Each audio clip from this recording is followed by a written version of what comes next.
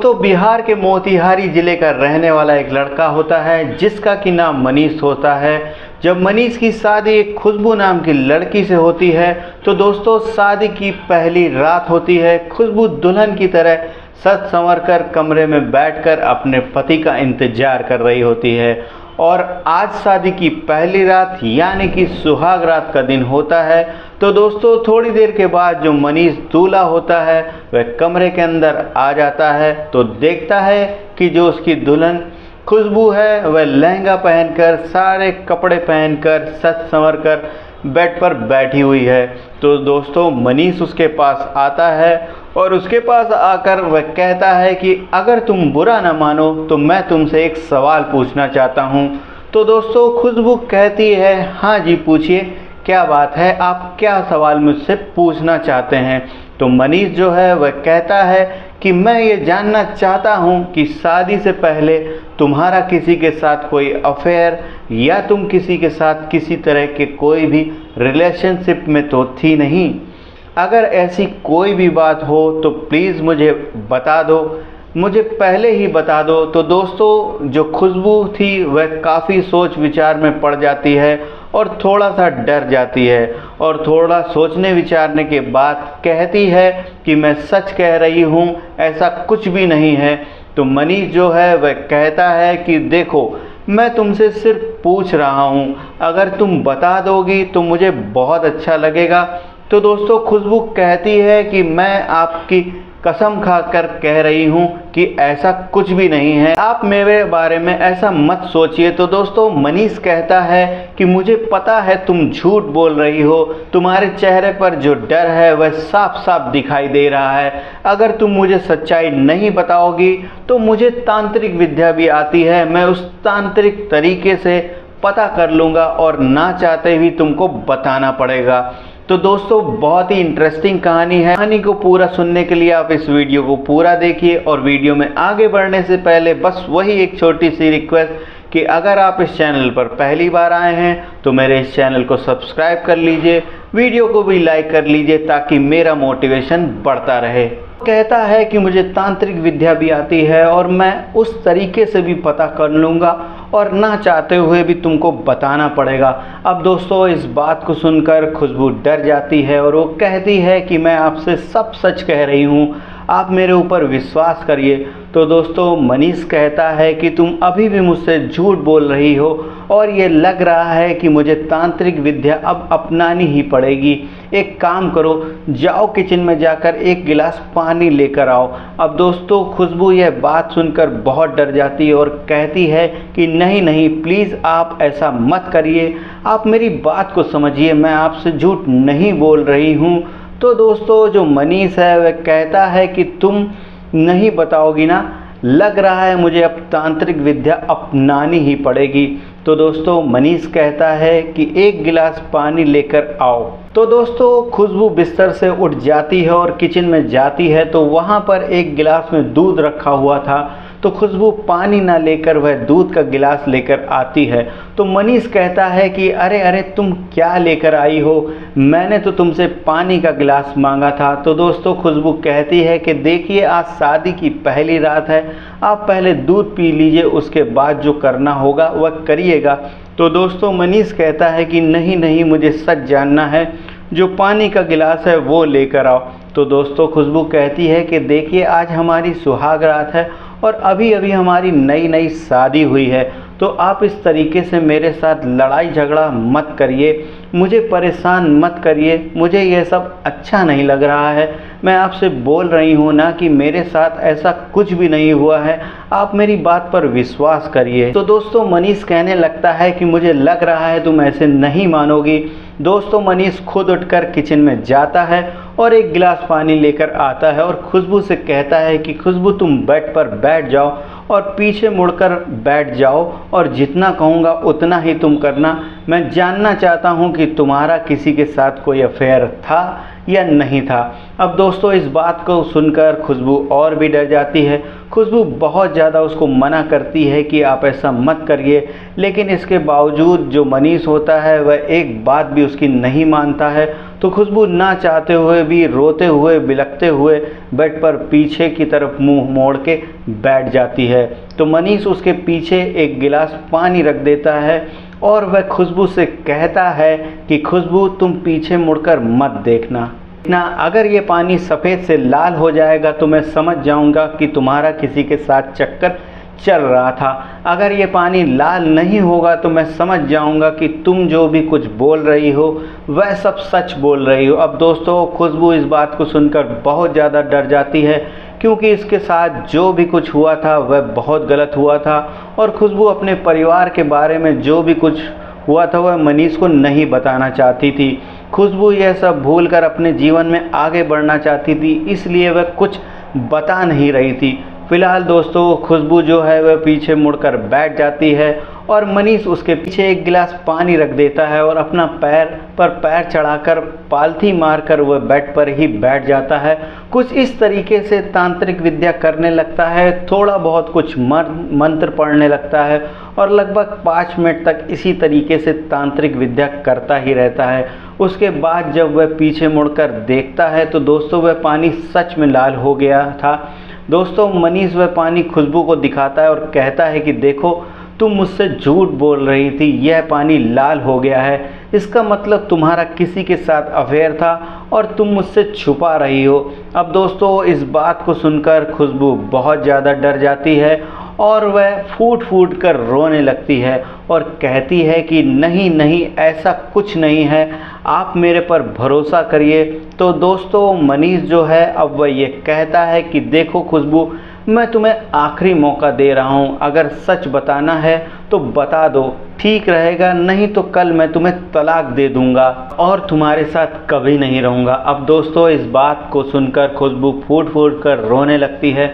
खुशबू सोचती है कि यह अगर मुझे इस रिश्ते को बचाना है तो मुझे अब सच सच बताना ही पड़ेगा। तो दोस्तों खुशबू उससे कहती है अच्छा ठीक है, आप मुझसे दूर मत जाइए, मैं आपको सब कुछ बता रही हूँ, लेकिन आप मुझसे वादा करिए कि जब सच मैं आपको बता दूंगी तो उसके बाद आप मुझे छोड़कर कभी नहीं जाओगे और ना ही मुझसे आप तलाक देने की बात करोगे, क्योंकि मैं आपसे बहुत प्यार करने लगी हूँ और मैं आपके साथ ही रहना चाहती हूँ।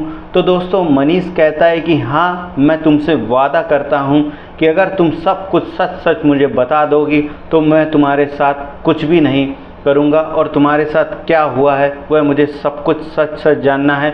तुम किसके साथ रिलेशनशिप में थी या तुम्हारे साथ क्या हुआ है, मैं तुमको छोड़कर कभी नहीं जाऊंगा अगर तुम सब कुछ सच सच बता दोगी। मनीष कहता है कि मुझे सच जानना है कि तुम्हारे साथ लाइफ में आखिर कौन कौन है और तुम किसके साथ रिलेशनशिप में थी। तो दोस्तों जो खुशबू है वह रोते हुए बताती है कि देखिए मैं किसी से बात नहीं करती हूँ और ना ही कोई मेरा बॉयफ्रेंड है। खुशबू अपने पति मनीष से कहती है कि अब मेरी शादी नहीं हुई थी तो मैं एक दिन अपने घर पर अकेली थी, तो मेरी दीदी और मेरे जीजा जी घर पर आए थे, तो जीजा जी ने मेरे साथ ज़बरदस्ती की थी और मैं उनसे कुछ नहीं बोल पाई थी, क्योंकि अगर मैं घर वालों को यह बात बताती तो मेरी दीदी का घर बर्बाद हो जाता। तो मैंने अपनी दीदी का घर बर्बाद होने से बचाने के लिए यह बात किसी को नहीं बताई थी। अब बस यही बात है जो मैं आपसे छुपा रही थी और कोई भी बात नहीं है।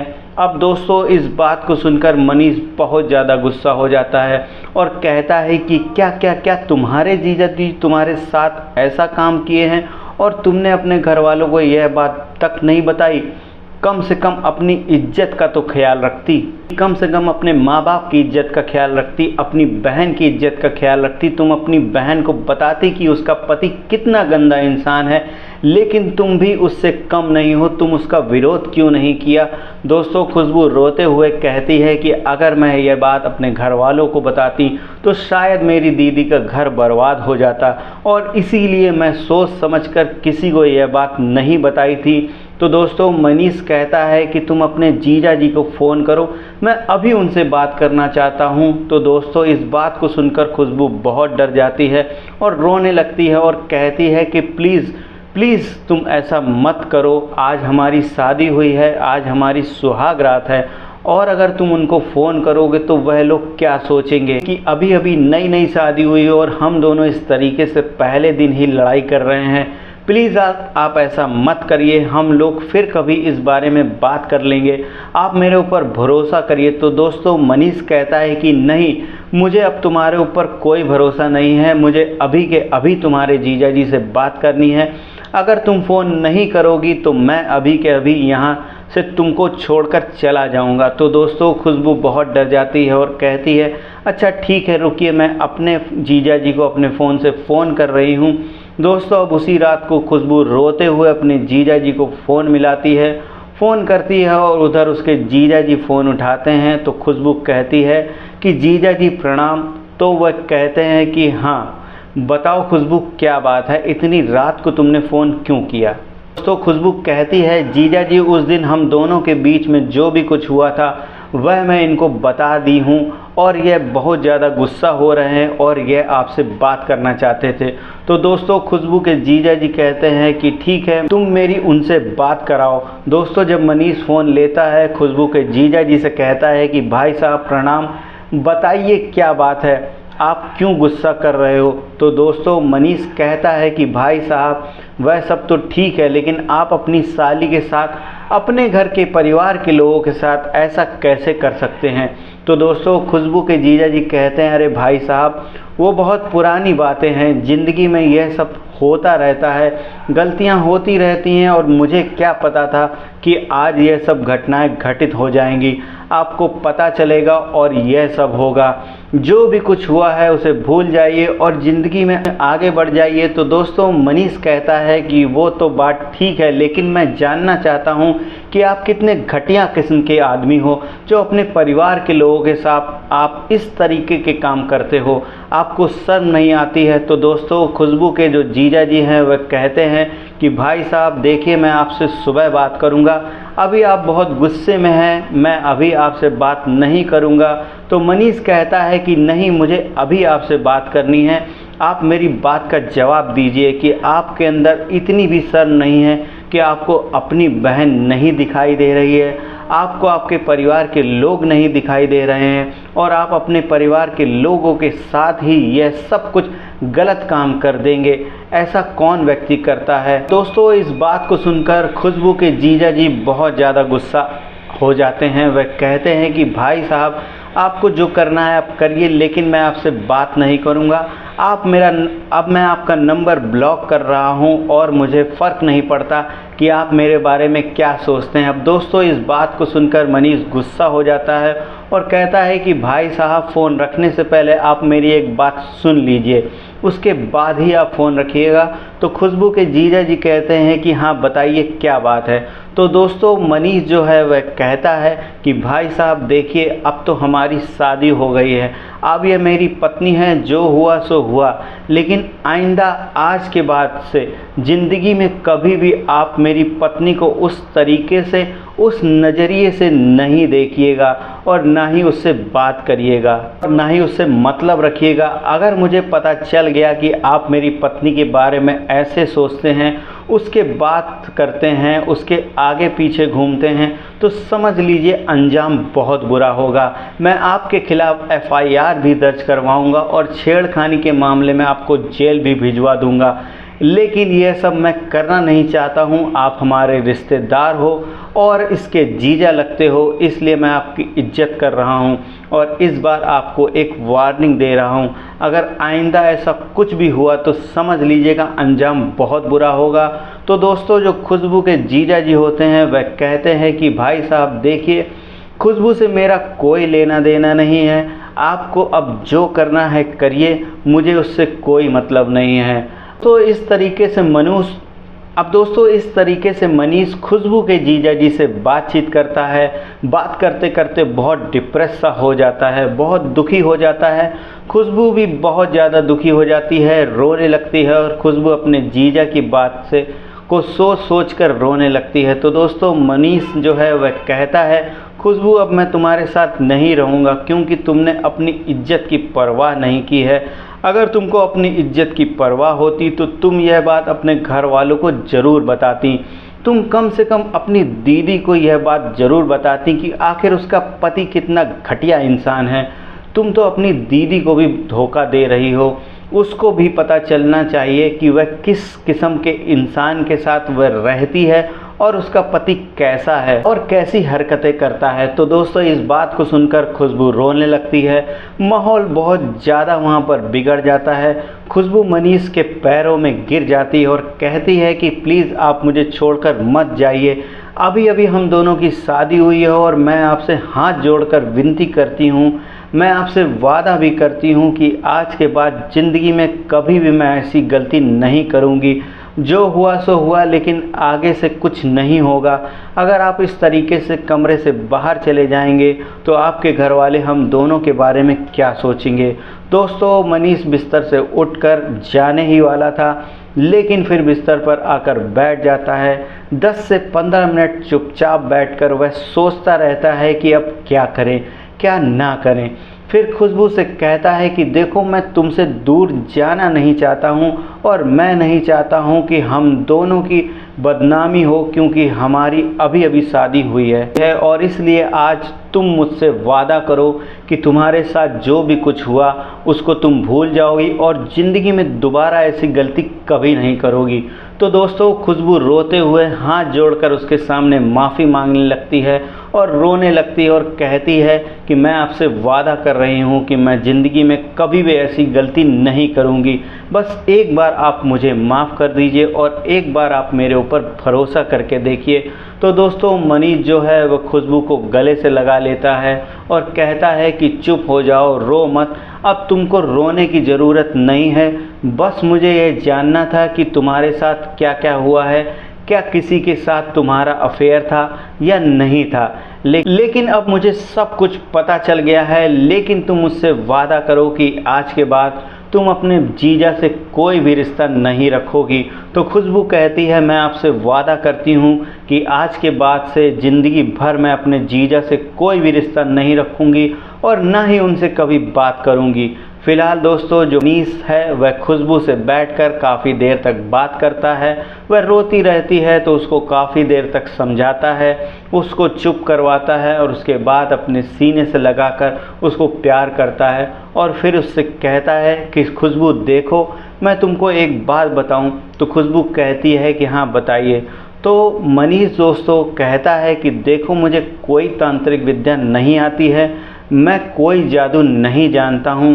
जब तुम पीछे मुड़कर बैठी थी तो मैंने गिलास के पानी में एक लाल रंग को डाल दिया था, इसीलिए वह पानी लाल हो गया था। तो इस बात को सुनकर खुशबू और ज़्यादा रोने लगती है और कहती है इसका मतलब कि आप मुझसे झूठ बोल रहे थे, आप मेरे साथ ऐसा कैसे कर सकते हो।